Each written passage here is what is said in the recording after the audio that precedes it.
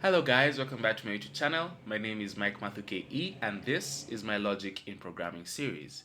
So in this lesson, we're going to be looking at Tic Tac Toe. Basically, how can we approach the logic for Tic Tac Toe? This is just going to be purely how we're going to be designing the logic for the program itself and not the programming. We'll not be doing the programming in this video that I've saved for another video that will be coming up soon. So let's dive right in and see how we can look at this logic, right? So here I have a sample of a cube at the edge here. For those who don't know, tic-tac-toe is basically a 3 by 3 cube game, where you have it's a turn-based game, right? So you have one player as an X and another as an O, right? So whoever gets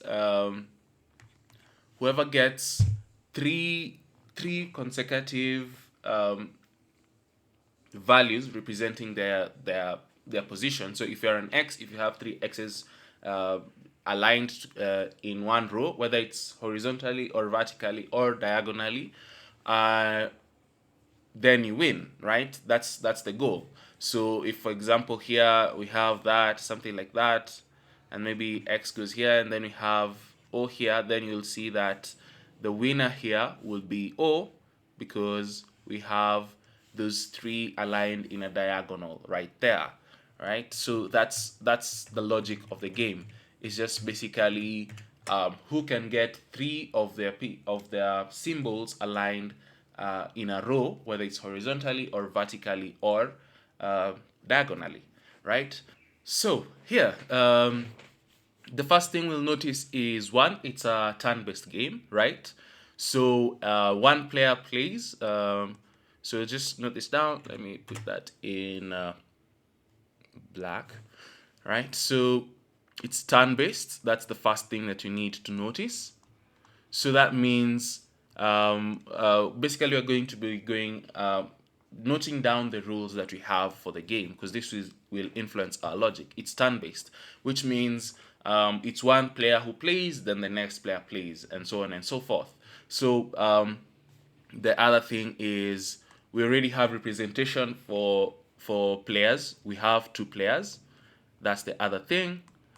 And then we can also note here we have X and O as our two players, right? The third thing we can notice here is once we have three aligned symbols, I'll call them symbols, then that means it's a win, right? And the other thing we should also note here is in case we place all these symbols but none of them are aligned, yet there is no other chance to play, then we have a draw. So a draw would mean all spaces filled. Let me call these spaces, all spaces filled, but no win, right?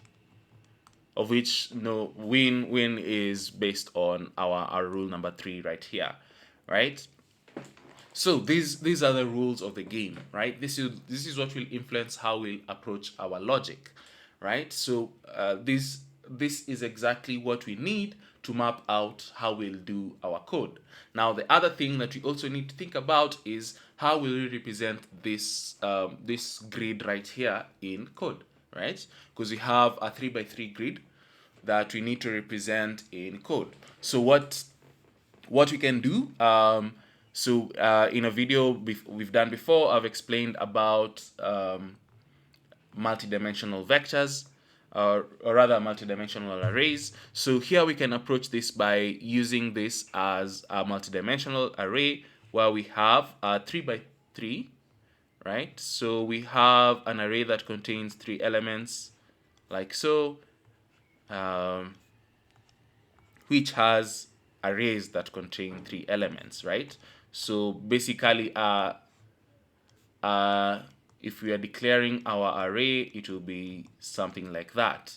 If I call this, let's say, our board, will be 3 by 3, like so, right? So when we come back to this, so now if someone puts an x here, for example, let's say, so I'll put this in red. If someone puts an x here, then we have an x here.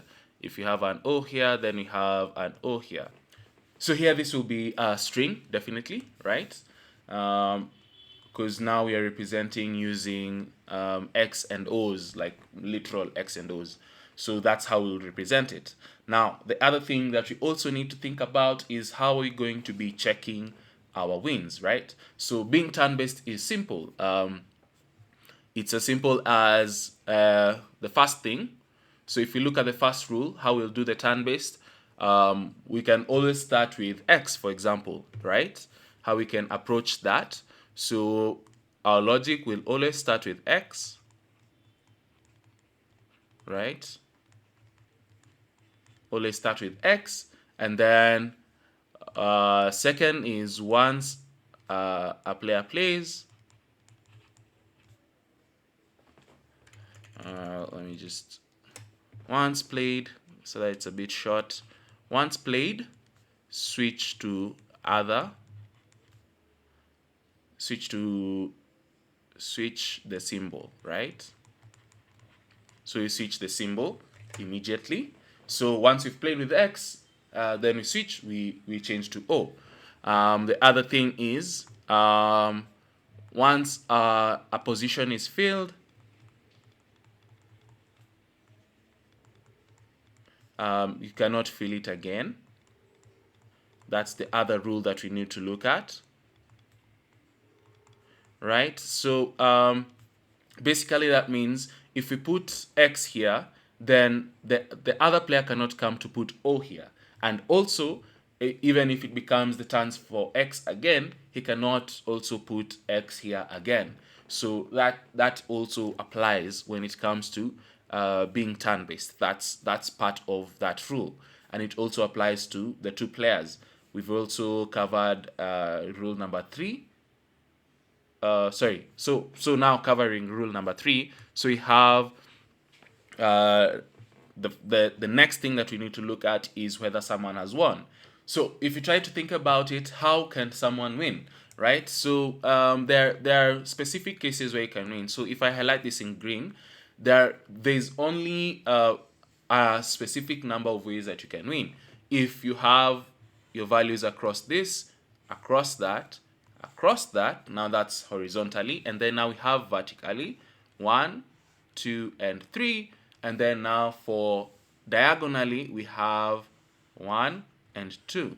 So if you count that, that is only 8 possibilities of how you can win, right? So here we can mark it 8 possibilities of win, right? And that's exactly what we will need to be looking at whenever we are trying to check if someone has won, right? So we need to check these 8 possibilities. After every turn, we need to check whether these 8 possibilities are taking place, right? And for this, we also need to check for both X and O because both players are playing. Now, so one way that you can optimize these possibilities, rather than checking the 8 possibilities for both X and O, we can change so that we only check for the currently played player, right? So if X is the one who has just played, then we only need to check the 8 possibilities for X. We don't need to check for O because we'd have already checked when it was O's turn, right? So here we can note check for current player, right? Or rather just the player who has just played, right? So now even when you're approaching this, you also need to check So now, as you're doing these 8 possibilities, at least we know for horizontally, it's simple. We only need to check this array as it is. But if for example, if you're checking vertically, then we need to check, let's say, for example, if we're checking the first one, we need to check board. We have 0, and then we check 0, and then board 1, 0, and then board 2, 0, right? So that's what will conform to this vertical movement right here. This is how we'll represent. So we'll need to check if this is equal to this and this is equal to this. So if they are equal, then now we've won, right? And then now there's the other case where we check whether there's a draw, which will be our 5th implementation of the rules that we have here. So to check a draw, we simply need to check whether all spaces are filled.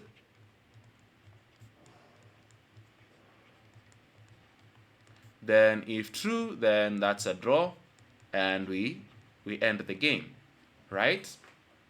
So that's how you would break down a simple game like this tic tac toe, right? You need to identify the rules that come with the game. What are the rules for this game? Is it turn based? Is it just one person moving along?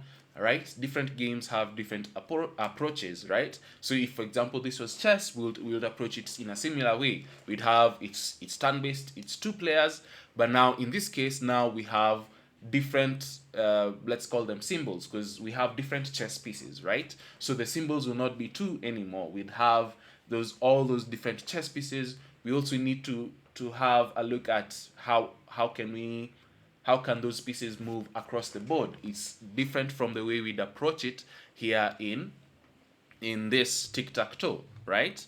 So that's basically how you would break down the tic-tac-toe. That's how you would think about it whenever you're planning for a project or a game in this case.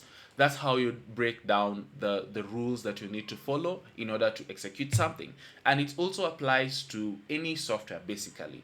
There's specific rules that you need to follow. For example, if you're creating a website, your rules would be what is the design of your page, for example.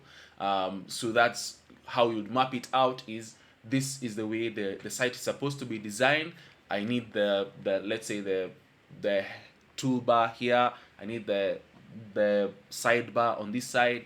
I need a specific button on this specific place. That's how you'd come to design it. So that's how you'd map out. If it comes to maybe a backend, how you'd map this out is, let's say, what will be the design of our database, how will we store data, and all that. So that planning stage is really important whenever it comes to programming. And this is just an example using tic-tac-toe. So stay tuned. We'll be doing another video now implementing this tic-tac-toe using Python. I'll do it using Python so that we can also see how that comes along, right? So I hope to see you next time. Cheers.